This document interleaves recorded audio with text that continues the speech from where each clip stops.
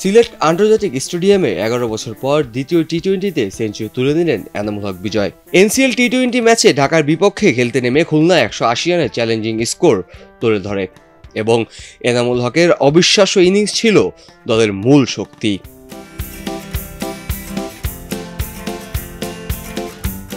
খুলনা প্রথমে ব্যাটিং করতে নেমে 20 ওভারে 180 রান সংগ্রহ করে।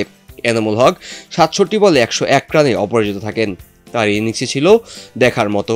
এনামুল হকের সেঞ্চুরিটি 10টি 4 ও 5টি ছক্কা ছিল, যা খুলনা দলের জয়ের ভিত্তি গড়ে তোলে। ইনিংসের শেষ ওভারে পঞ্চম বলে ইকবাল হাসানের বলে ছক্কা মারার মাধ্যমে সেঞ্চুরি পূরণ করে এনামুল হক বিজয়। তার এমন ইনিংসে ভর করে খুলনা 180 রানে পৌঁছায়।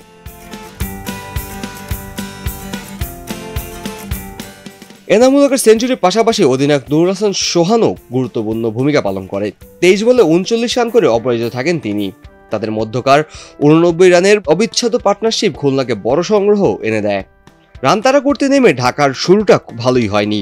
তারা 12.3 ওভারে 72 রানে 4 উইকেট হারায়। তবে তৈবুর রহমানের 41 বলে 67 রান এবং মাহিদুল ইসলামের 23 বলে 43 রানে চেষ্টা চালিয়ে যান, কিন্তু শেষ পর্যন্ত ঢাকার ব্যাটিং বিপর্যয় কাটাতে না পারায় তারা 159 রানেই থেমে যায়। পরাজয় বরণ করেন 21 রানের।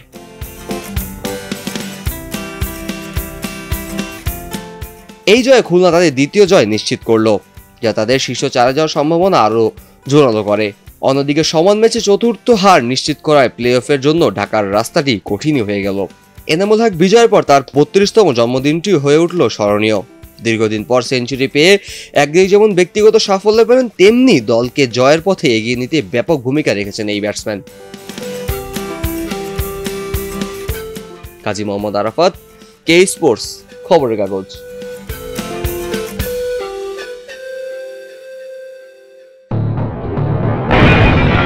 সবাই যখন জোয়ারে গা ভাসায়, কেউ কেউ শির দাঁড়া সোজা করে ঘুরে দাঁড়ায়।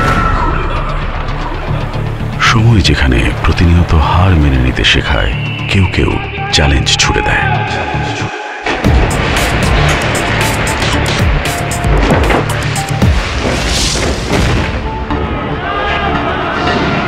পক্ষপাতের ভিড়ে আজ থেকে কোনো পক্ষ নয়, খবর হবে নিরপেক্ষ।